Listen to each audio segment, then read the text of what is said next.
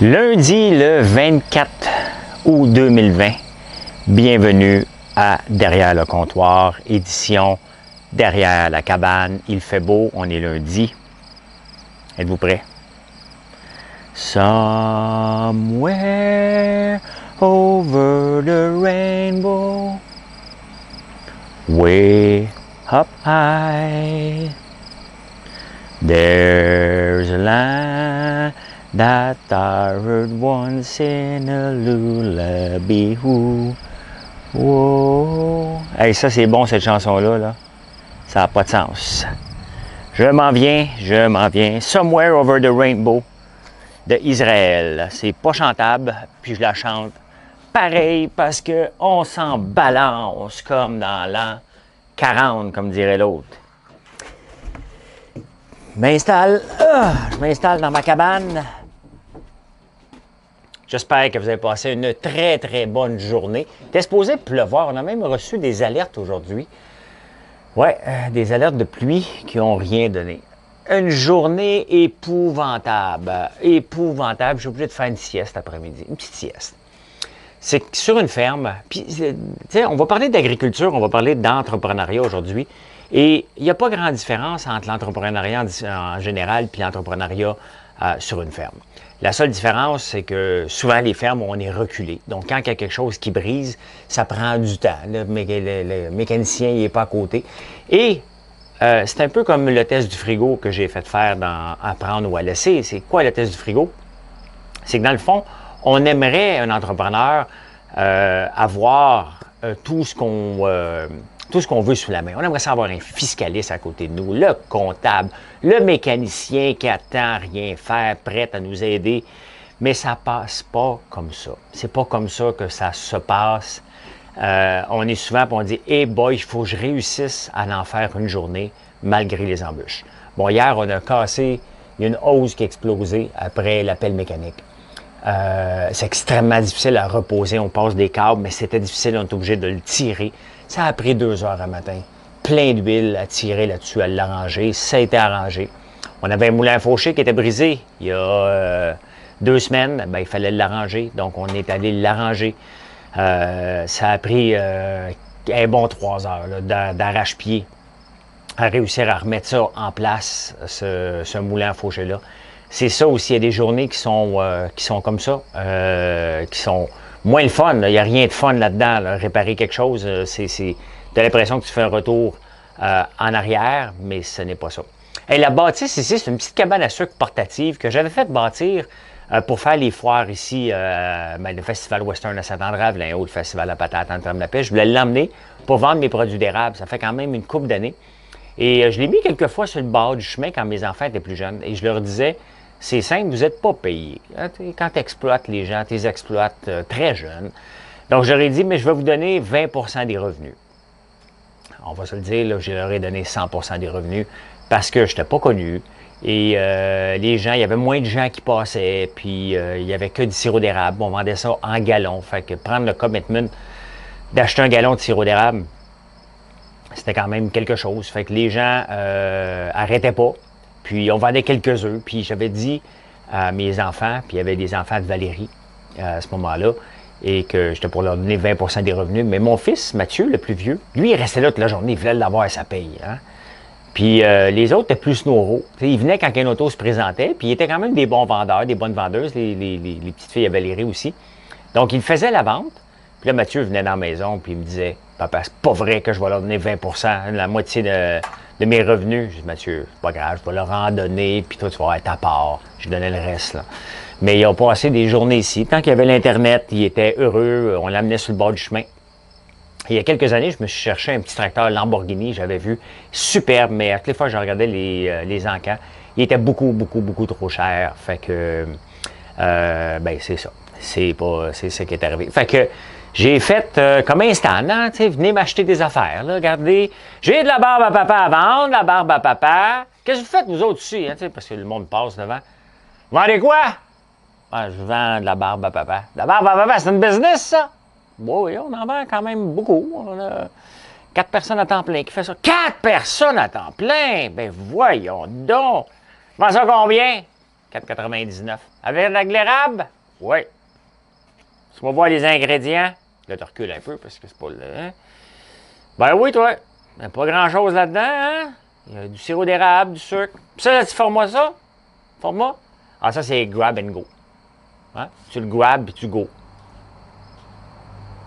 Ben, tu grabs, tu le payes au dépanneur, tu t'en vas. Aussi, c'est des petites fringales, des petites fringales. Puis ça, c'est quoi? C'est des bonbons, ça? Des larmes. Tu pleures, toi? Bonne. Toutefois, un gars va me dire. Des larmes de dragon. J'ai jamais mangé à ça, moi. Ça regarde à quoi? Des meringues. J'ai déjà entendu parler de ça. Ça a l'air bon. Puis là, je me dis, c'est quoi? Du popcorn? Oui, c'est du popcorn à l'érable. Tu fais ça, toi. Hein? Qu'est-ce que tu mets là-dedans? Ben, c'est marqué popcorn à l'érable. Fait que je mets de l'érable. Puis du popcorn. Hein? Rien que ça. Ben, je rajoute du sel d'Himalaya, parce que ça fait chic, hein, du sel d'Himalaya. Ben, voyons donc. Juste ça. 2-3 ingrédients. Là, la liste n'est pas plus longue, là. Non, j'avais pas d'espace. Sinon, j'aurais fait comme les autres. J'aurais mis de la cassonade en premier, puis j'aurais dit c'est du popcorn à l'érable. Ça me fait toujours rire, hein, puis je vais répéter le message, je m'en fous. Mais mes affaires vont bien, mais tu sais, j'aimerais ça que quand on parle à l'érable, que ce soit à l'érable. Tarte aux fraises. Qu'est-ce qu'il y a dedans? Voyons, de la rhubarbe. De la rhubarbe, une tarte aux fraises. Ben oui, mais c'est ça. C'est ça qui est ça. Hey, dans les nouvelles aujourd'hui, le gouvernement du Québec va investir encore dans Nebraska Lithium. On n'est pas bon, hein? On est tellement pas bon pour investir au Québec comme le gouvernement. On a déjà perdu de l'argent, c'était à la bourse. Les paquets de petits actionnaires qui se sont fait fourrer royalement, on va se le dire, hein, royalement. Et là, le gouvernement va remettre un autre 300 millions parce qu'il faut être dans le lithium. C'est sûr qu'il faut être dans le lithium. C'est presque une honte, mais laissez ça aux entreprises privées. Qu'est-ce qu'on fait là-dedans comme gouvernement? On n'a pas d'affaires là-dedans, je vous le dis. Laissez ça aux entreprises privées. On va encore perdre de l'argent. Donc, on a le ballon gonflable, on a le Cirque du Soleil qu'on a perdu. Là, on va être dans le lithium. Ça va coûter 7 milliards, cette affaire-là. C'est pas 300 millions que ça va coûter. On a perdu avec Bombardier. On perd dans tout. On n'est pas bon. On n'est juste pas bon comme gouvernement pour investir. Laissez les entreprises gérer ça. Ils vont gérer ça à leur façon. Et tantôt, je cherchais une pièce d'équipement. Laissez-moi vous montrer pour m'assurer que vous le voyez comme il faut. Comme il faut. Je vais vous montrer ça ici. Est-ce que vous le voyez bien? C'est quoi ça? Qu'est-ce que ça vous dit, cette pièce-là? Je vous le dirai pas tout de suite. Moi, j'ose un peu. Attendre que vous le marquiez. Puis, je vais vous le dire à la fin du vidéo. Donc, c'est le quiz du jour, être capable de déterminer quelle est cette petite pièce d'équipement-là. À voir. Et on a les visières. Jean-Nicolas, il est venu hier, avant-hier, pour regarder ma machine à meringue, une nouvelle machine à meringue. Et il a travaillé encore un prototype aujourd'hui. Puis il est venu me porter des visières parce qu'on était très en demande. Ça a sorti comme des petits pains chauds. Il y en a encore beaucoup, mais ils sont vraiment, excusez ma tête là, qui est mal placée. Et voilà, comme ça. Fait que, c'est drôle. J'ai des écritures ici. Regardez, c'était marqué. Je ne sais pas si on va le voir, là.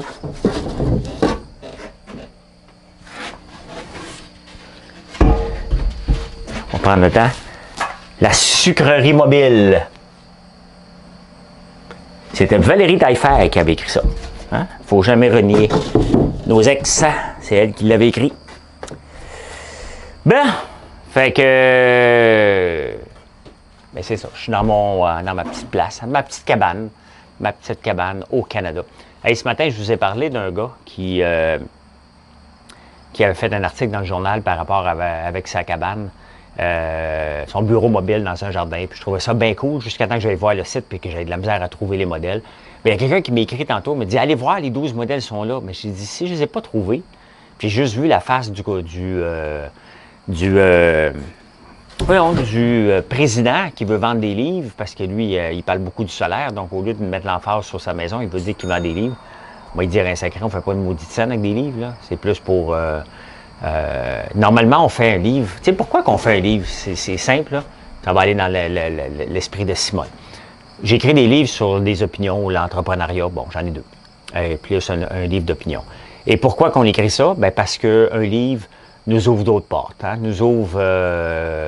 les gens disent « Ah, c'est intéressant, donc on va l'inviter en conférence. » Puis bon, le monde des conférences est un monde intéressant, où on peut parler de notre parcours, qu'on peut, bien entendu. Ce que je fais maintenant, à tous les jours, des petits morceaux de conférences, tu sais.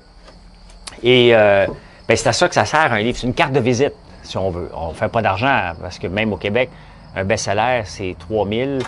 Je pense qu'au total des 3 livres, j'ai dû en vendre 50 000. Oui, c'est vrai que c'est un best-seller. On en vend beaucoup sur le site aussi. Ils sont en audio aussi, puis en PDF, là, mais on en vend quand même pas mal. C'est respectable.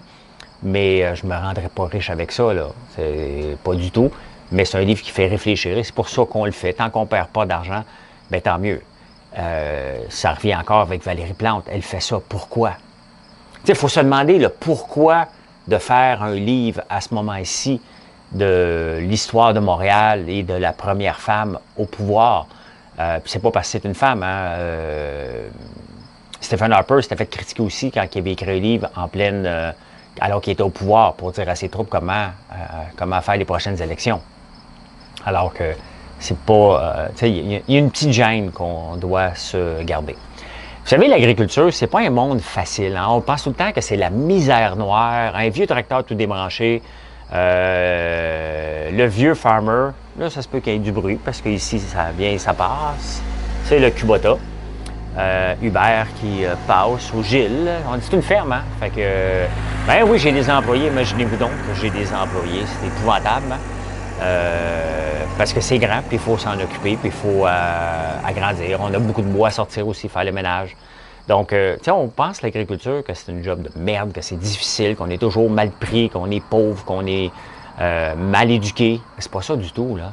L'agriculture d'aujourd'hui est complètement différent de l'image que vous vous projetez. Et c'est sûr que moi, j'essaie de faire l'agriculture 2.0 avec des choses différentes.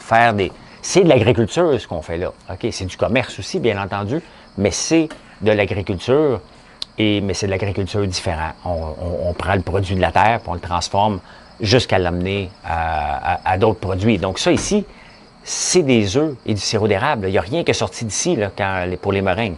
C'est that's it. Ça vient des œufs d'ici. Et c'est les meringues... Salut, mon Gilles! Salut! Tu t'écouteras tantôt? Oui, salut! Et, fait que, tu sais, c'est des produits qui sont faits ici. On pense agriculture, on pense vache, on pense poule, on pense alimentation, qui est vrai, on pense lait, on pense un paquet de choses, mais l'agriculture, c'est différent. Et de plus en plus de fermes ont besoin de moins en moins d'acres pour être capable d'arriver. Donc, ça aussi, c'est intéressant. Moi, j'en ai beaucoup trop d'acres par rapport à ce que j'ai besoin. J'ai besoin du bois pour avoir le sirop d'érable, bien entendu, mais c'est des choses... c'est différent et c'est ça que je veux vous parler, faire de l'agriculture différent, en vivre et bien en vivre. Le but n'est pas d'être que l'argent me pisse par les oreilles, c'est pas ça du tout le but. Mon but est de montrer que, je vais avoir du fun là-dedans. C'est à côté de chez moi, que je peux marcher pour aller travailler, ça c'est important, et qu'on est en train de bâtir quelque chose de super intéressant dans le fond d'un rang en utilisant l'Internet. Et en passant, je me plains plus de l'Internet, hein, ça fait un méchant bout. Hein. Au tout début, vous vous souvenez, au mois de mars, lorsque j'ai commencé à vous parler, l'Internet brisait tout le temps. Ça arrive plus jamais. Jamais. Je me souviens pas quand il n'y en a pas, c'est parce qu'il n'y a pas d'électricité. Donc, c'est sûr que c'est un petit problème, bien entendu. Aujourd'hui, on n'a pas travaillé sur la cabane parce que, bon, on a arrangé, fait de la mécanique qui était supposée pleuvoir. Là, j'attends mon stock de plomberie. Demain, mon frère va commencer à travailler comme professeur. Fait que le soir, on va se mettre sur le coupage des 2x6 pour accélérer cette partie-là. Donc aujourd'hui, c'est une journée popcorn. Jonathan s'est mis aux commandes pour faire le popcorn aujourd'hui avec ma soeur, avec Tyler et deux autres étudiants qui termine bientôt. Donc, c'était du popcorn aujourd'hui, le gros d'ouvrage. Fait que c'est ça, le marché boursier, my God, à quel moment ça va arrêter? Le Dow Jones au-dessus de 28 000 aujourd'hui, c'est intense, là, ça ne lâche jamais. On ne le sait plus quand est-ce que ça va arrêter, là. On ne le sait plus, pantoute. Praise the Lord, Jesus Christ is in the house. Hallelujah! C'est une canne de berger. Il manque juste le bâton, là. Quand on va attraper des moutons, là, les moutons, ça veut toujours se sauver, fait que tu le pognes par la patte. Tu as un grand bâton, tu t'approches, tu le pognes par la patte en arrière. C'est à ça que ça sert, ce petit bidule-là. Et j'étais content de l'avoir retrouvé parce qu'on utilisait ça beaucoup quand on était jeune pour attraper les moutons. Donc, c'est une canne de berger, exactement. Donc, vous voyez, la patte rentre là, on le pogne, ça nous permet d'aller le chercher sans courir après comme un fou. Très utile quand tu n'as pas de chien de berger. Puis même à ça, c'est très utile. Tu as ta canne et ton chien de berger, tu es en business. Voilà, c'est un court résumé de la journée. J'espère que vous allez passer un bon lundi soir. Et je vous reparle demain matin, bien entendu, en prenant votre café. En terminant, je vais vous montrer les foutues réparations qu'on a fait. Regardez ça. Regardez, c'est juste à côté.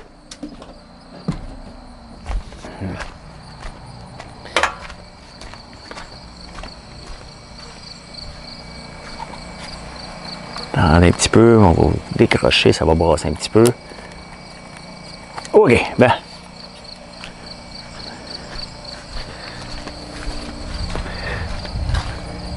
Vous voyez, je devais passer une hose là-dedans. Au travers ça. Il faut que ça passe à travers de tout ça ici, là. C'est intense.